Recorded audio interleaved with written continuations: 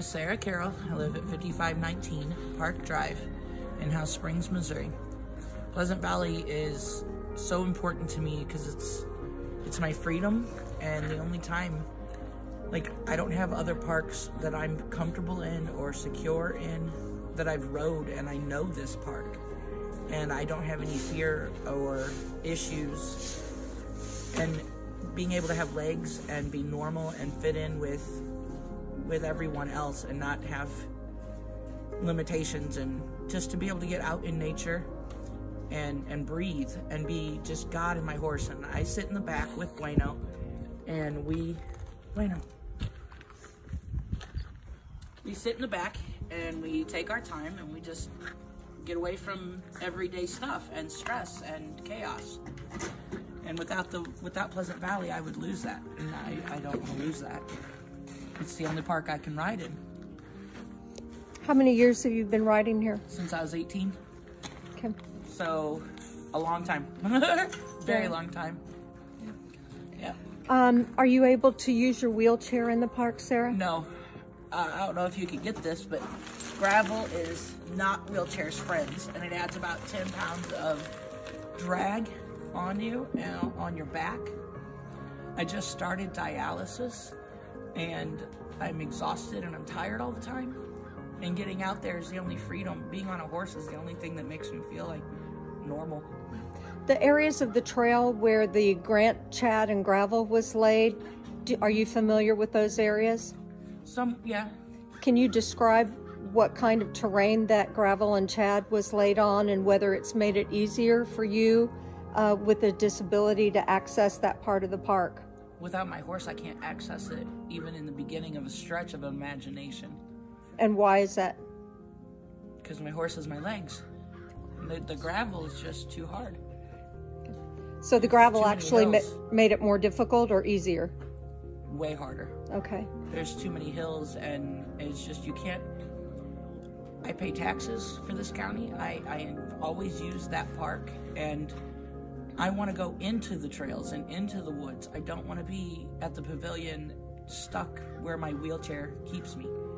And can you even access the pavilion without a horse? No. Why is that? Because I can't get through the gravel. What about the parking area and the gates at the parking area? Is that handicapped accessible? They're always closed.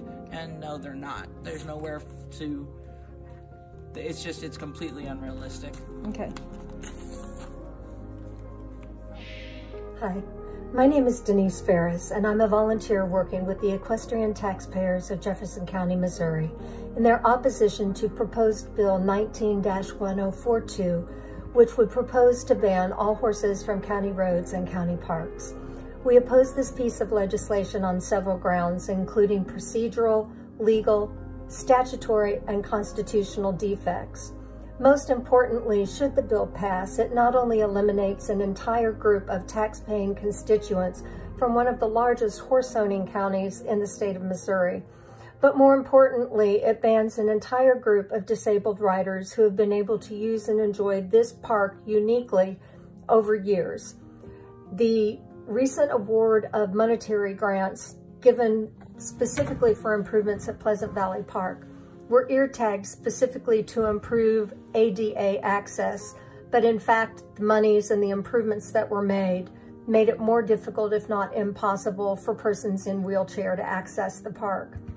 At this point, the only parking area that accesses the pavilion is impossible to access by wheelchairs, where the gate is perpetually barred and there's not enough access for a wheelchair to go around it. Even should a wheelchair be able to navigate around the barred gates, it would not be able to make it to the pavilion because the gravel and the chad is too deep for the wheelchair to be able to access. We ask for your support by contacting the Jefferson County Council people and voicing your opposition. You can identify their names and their email addresses at www.JeffCoMo.org. We also hope that you will join us on our Facebook page, Friends of JeffCoMo Shared Trails, and please stay involved in keeping our parks open to all the user groups that enjoy them. Thank you for your support.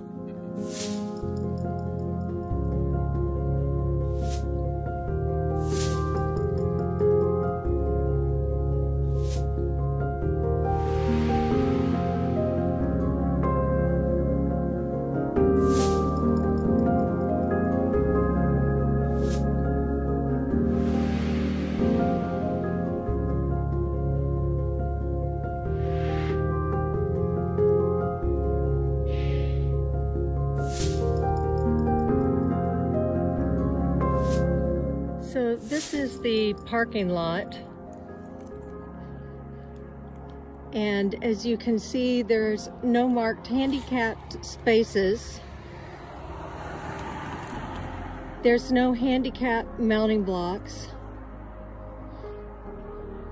The access to the trails is blocked so that there's no way for the horses to gain access to the trails. And this is the park that received the grant for handicapped access. Okay, so this is another picture of Schoolhouse Road. This shows where the gravel from the grant was placed for the handicapped access. But again, you'll notice this is one of the steepest parts of the trail. So unless you're on horseback, you're not going to be able to use this trail with wheelchairs because it's too steep. There's no way my son would be able to get up that hill in his wheelchair. Yeah, so the question is, what was the grant money used for?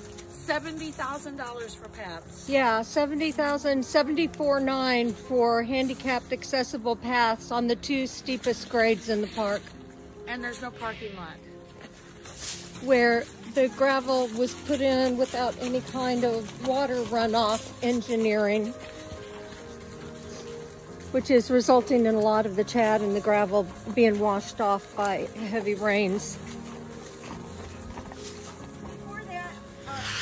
So this is the cave entrance, and this is part of the original landowner's very strong intent that they wanted access to the caves to remain open. Obviously, that's something that needs to be measured against public safety, but still there needs to be a legal process before it's closed off because it constitutes a non-conforming use where it's closed off.